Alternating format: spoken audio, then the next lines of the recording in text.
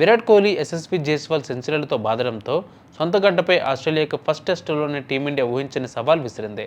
Perth టెస్టులో కొండంత లక్ష్యాన్ని ఆస్ట్రేలియా ముందు నిలిపింది. ఆస్ట్రేలియా గడ్డపై సగర్వంగా తొలి టెస్టులో ఇన్నింగ్స్ను భారత జట్టు కెప్టెన్ జస్ప్రీత్ బుమ్రా ఆదివారం డిక్లేర్ చేశాడు. మ్యాచ్లో మూడవ రోజైన ఆదివారం ఓవర్నైట్ స్కోరు 172/0తో రెండో ఇన్నింగ్స్ కొనసాగించిన భారత జట్టులో యశస్వి జైస్వాల్ 15 ఫోర్లు 3 సిక్స్లు, విరాట్ కోహ్లీ 100 కొట్టి నాటౌట్ అయ్యాడు. ఇందులో 8 ఫోర్లు 2 సిక్స్లు కొట్టాడు.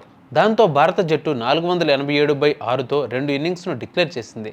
తొలి ఇన్నింగ్స్లో లభించిన 46 పరుగుల ఆధిక్యాన్ని కలుపుకుని ఓవరాల్గా ఆస్ట్రేలియా ముందు 534 పరుగుల టార్గెట్ని టీమిండియా నిలిపింది. ఆదివారం జరిగిన మ్యాచ్లో యంగ్ ఓపెనర్ యశస్వి జైస్వాల్ ఆటే ఇప్పటి వరకు హైలైట్గా నిలిచింది. కెరీర్లో ఫస్ట్ టైం ఆస్ట్రేలియాలో ఆడుతున్న యశస్వి ఏమాత్రం బెరుకు లేకుండా ఆస్ట్రేలియా బౌలర్లను ఉతికారేశాడు. ఒకానొక దశలో యంగ్ ఓపెనర్ను నిలువరించలేక అసాధారణ రికార్డులున్న ఆస్ట్రేలియా బౌలర్లు సైతం తలలు పట్టుకున్నారు. ఏ స్థాయిలో వారిపై యశస్వి జైస్వాల్ ఆధిపత్యం చెలాయించాడంటే వ్యక్తిగత స్కోరు 95 పరుగుల వద్ద హెజిల్వుడ్ ప్రమాదకర బౌన్సర్ని సంధిస్తే ఏమాత్రం బెరుకు లేకుండా కీపర్ తల మీదుగా దాన్ని 6గా తరలించాడు. దెబ్బకు నూరెళ్లబెట్టడం ఆస్ట్రేలియా వంతైంది.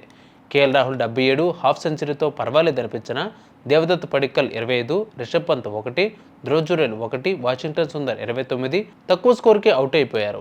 ఇక ఎండ్లో వికెట్లు పడుతున్న విరాట్ కోహ్లీ అసాధారణ పట్టుదలను ప్రదర్శించాడు.